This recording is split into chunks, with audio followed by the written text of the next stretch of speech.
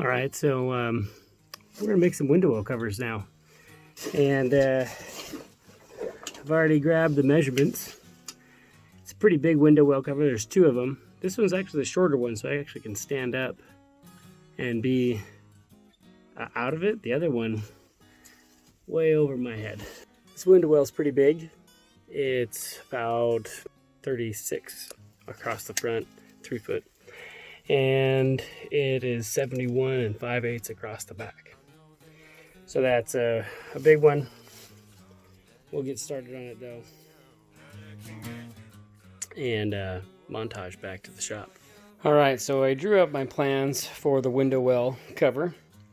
And we know that this little add-on back here is going to be only for one of the windows. Everything else is numbered. And then over here in my bill of materials, I've got a list. So a corresponding number, number 4, is the same right here. And it tells me with number 4 that there's one of them. One side's at 16.62, the other one's at 24.33, and they're 4 1/4 long. If you look at number 2, it's the exact opposite, right? Those 24.33 flips and a 16.62 flip, but they're exact same length. And so I'm going to use this blueprint here to help me cut. Cutting angle iron, especially with angles on angle iron, is really tricky and get kind of confused because you can only really cut it the right way one way.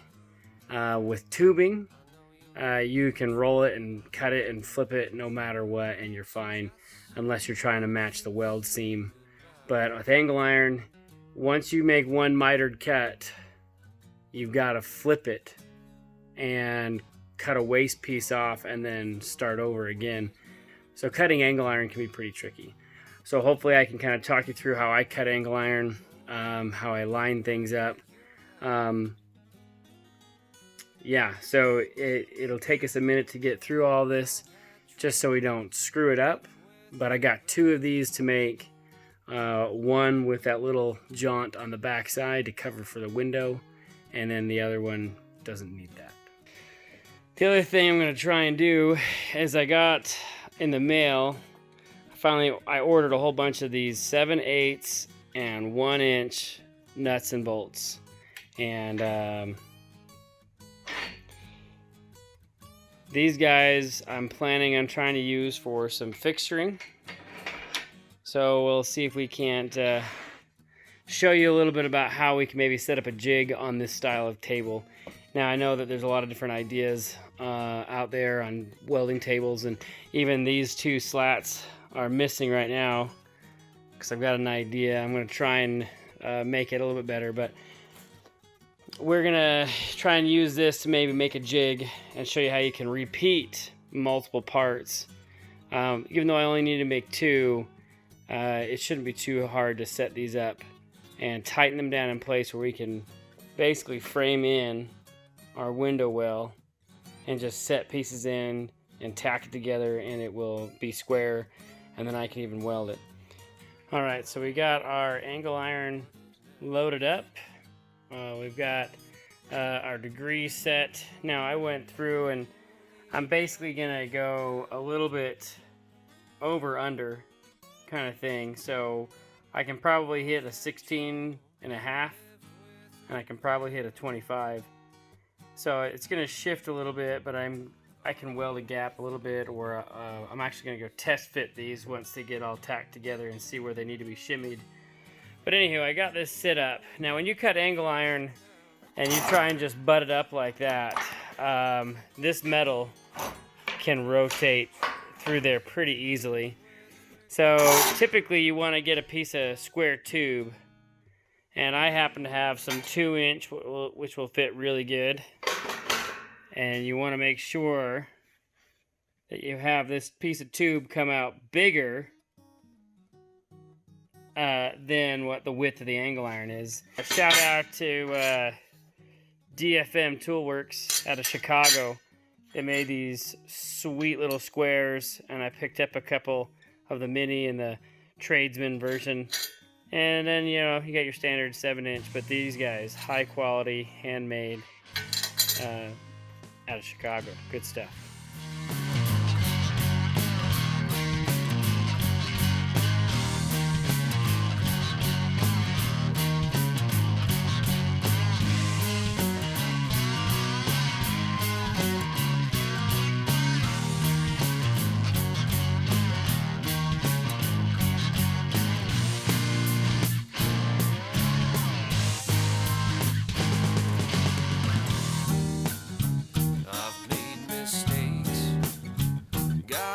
I've tried, and although you'd think that it'd be wise to take a lesson from a saint, but I'm a sinner. All right, so one of the things I do while I'm trying to cut angle iron, keep myself in the right direction, is I'll label left side, and I put the angle at which I need to cut. There's my 16, there's my 25, 16, 25. And I also label the inside. Did this over here, right side. And then I made sure that they were opposite of each other, right? Because they're not the same angle on either side to match this window well. And so I'm just, you know, trying to make it nice and also not screw up and waste metal. So I'm just going to cut these out first, make sure that I've got my wings facing. This one's almost exactly right. I just need to cut the 16, and this is how it should look. Okay, that's about right. And that's how the front will look. We'll go into the 16 and then come on back.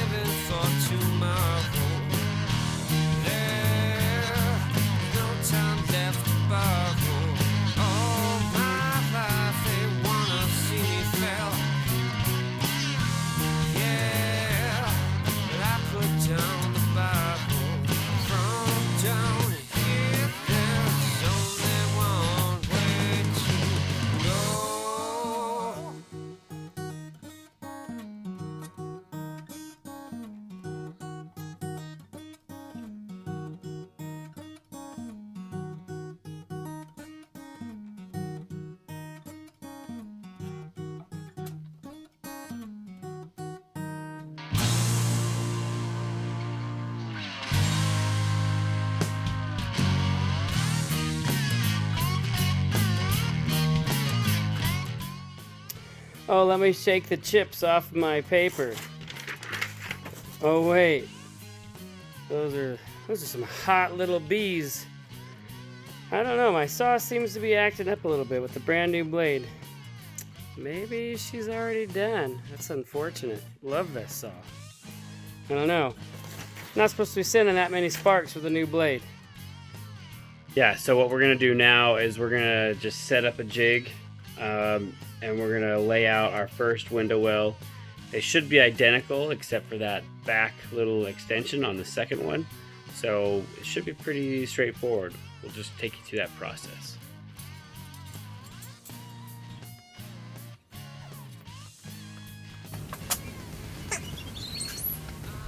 So we're just gonna tack this together to get us to kind of stay put.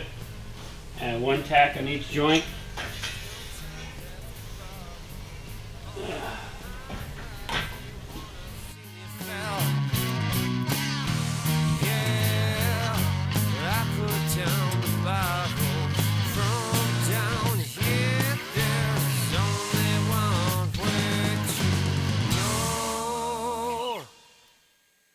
So as we get this tacked together, I'm going to start tightening these bolts in place. And if you can imagine, I worked at a place once where we had a giant wooden table. It was probably 30 feet long by like 15 feet wide, and we would use 1x4s and screw them down to the table around the wood and create our own modular fixture system on the fly. And so that's kind of how I adapted this, but with a metal taste to it. So as I tack this all together and square it all up, I put the nuts in place and I tighten them down, and they act as a stop. And I usually put 2 in a line so that I have a straight line to work from.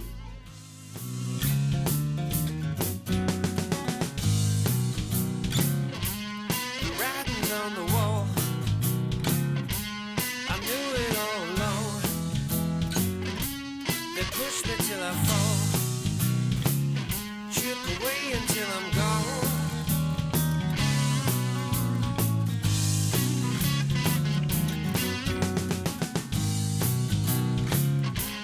I struggle to believe, I struggle just to breathe. My mind's I can't conceive, like everything's on top of me.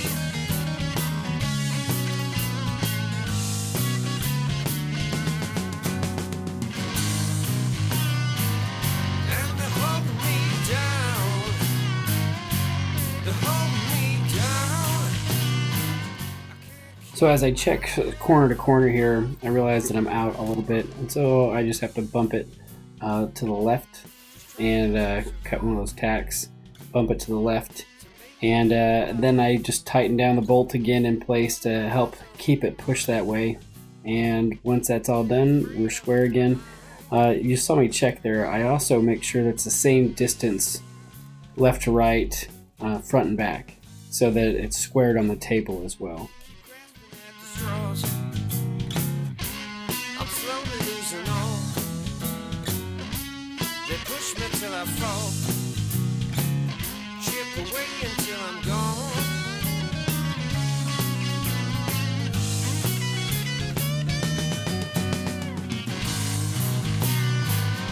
And they hold me down, they hold me down.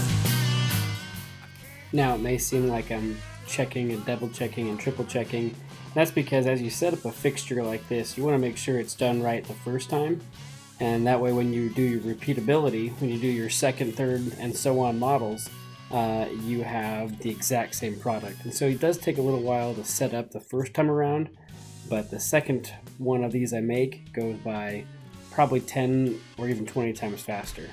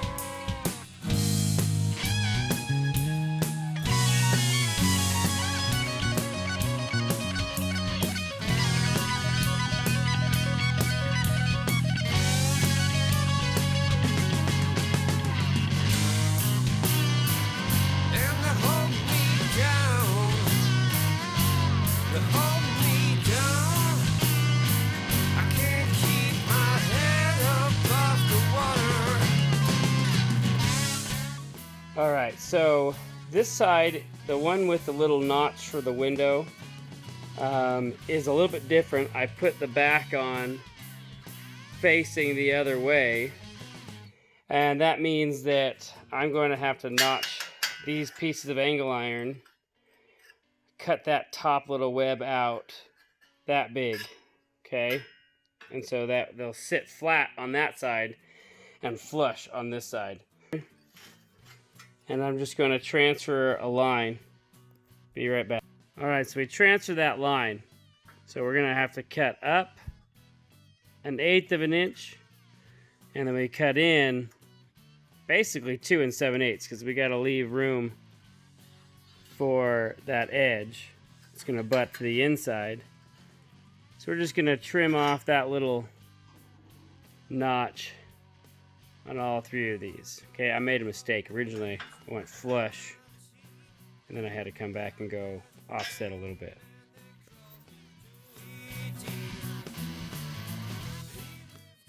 So even though I had to notch these 3 pieces of angle iron, I was able to put this window well together in probably 15 minutes, where the other one took me a couple hours to set the jig up and square it and all that stuff. So if I were to build 2 or 3 or 4 of these, exponentially they would go faster, and I'd save more money in the long run by putting a jig together than if I were to try and build these freehand every single time. Now, this only works if you are doing the exact same part over and over again. If I had 4 different unique window wells, making a jig may not make sense unless there were some common dimensions among the 4 of them.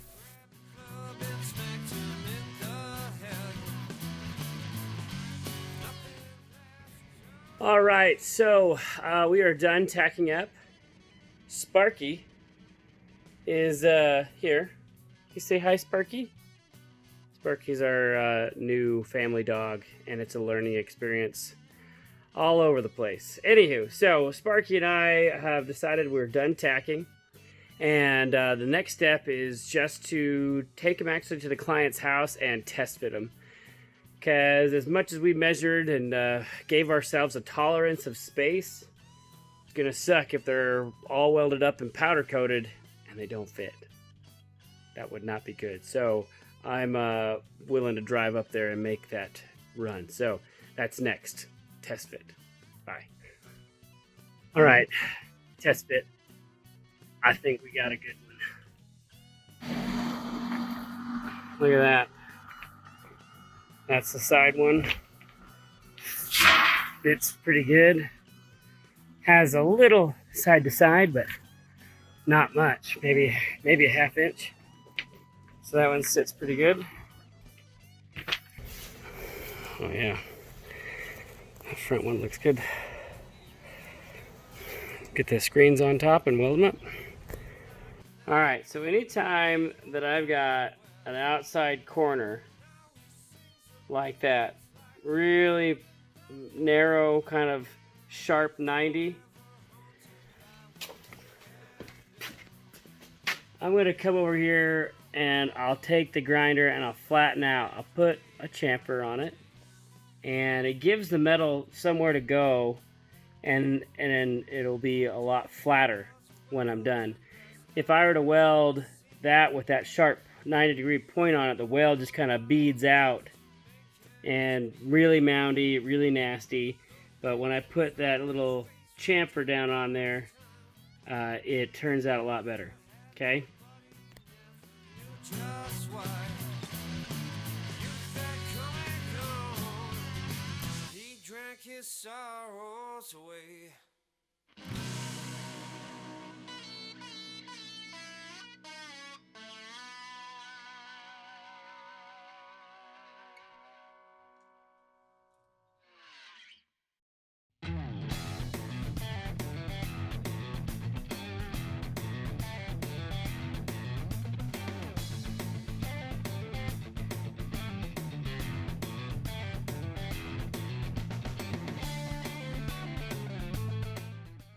Alright, so we're welded up, mostly ground down, and here we go. So I want to just talk about something that I think is pretty important when we're cutting out metal from a sheet. We want to maximize our leftover. Alright, so that being said, please just don't slap this thing right down in the center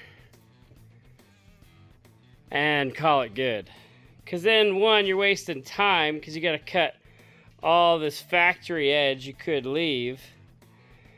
But even if I, let's say, bump this all the way up here, but I don't center it along this edge, then I got all that waste, that waste, that waste. You can see how big that is. And just by bumping it to edge here, I've got, you know, possibly 18 inches, and then I've got a big strip down that side, whereas if I were just slap it in the middle, I would just throw the whole thing away. It'd be useless, but I might be able to make something out of this later on.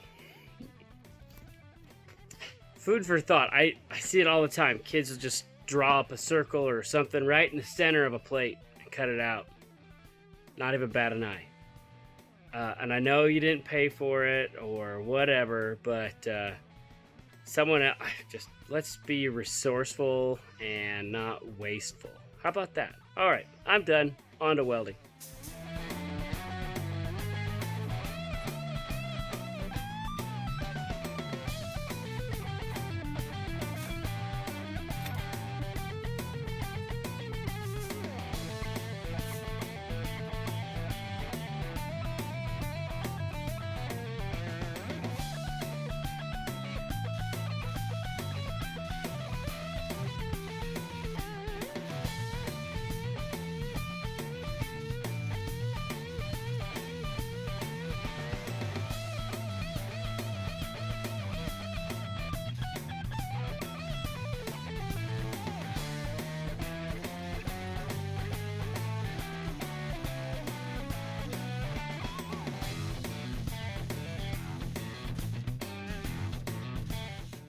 All right, so a little tip. When I cut expanded metal, I'll start scoring.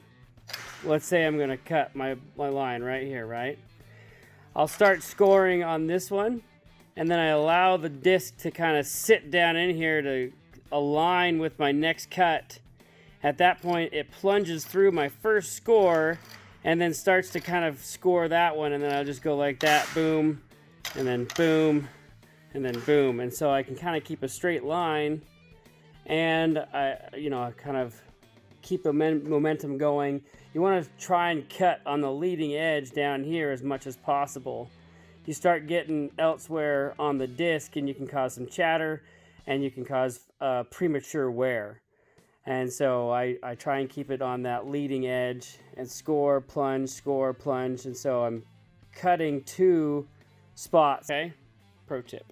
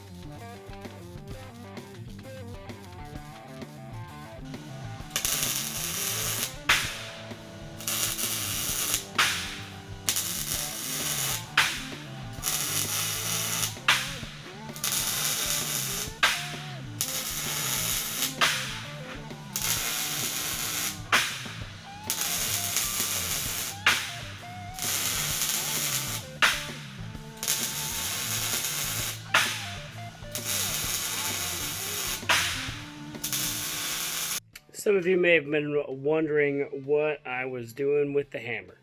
And it's called a HOT TACK. And what that means is while the bead is still hot, you smack it with a hammer. And because of equal and opposite reactions and how that always works out, it ensures that because it can't come apart, it sucks the metal down tighter. And that way you don't have any gaps in between your metal when you're tacking or putting things together. And it's not a huge difference, especially on this thin stuff, but it kind of bugs me when expanded metal has a gap. And so yeah, I don't like a gap, so make sure to do that anytime I do this stuff. And it does take a little bit longer, but I think it turns out good, and it also cleans up a little faster since the bead is already a little bit flattened as you go across with your sanding pad to smooth things out. It's already halfway there. So, all right, so we are done tacking this on. Just giving you an idea for what those hot tacks kind of look like after they're ground down. They're fairly flat, and again, I didn't spend much time on it. Just to kind of get some of that burr. It will flash out, right? You have a molten puddle somewhat there, and when you hit it, it will kind of explode a little bit. And you just take that flashing out. And so we are good to go. So now we are on to powder coat. I'm going to haul them off this morning. And, the caterpillars are back out. Oh, boy. bushy eyebrows. I'm gonna load them up. I gotta pick up some other steel, and then I'm gonna go by and run a few other errands and see what other metal I can get for some future projects. So I think we're done.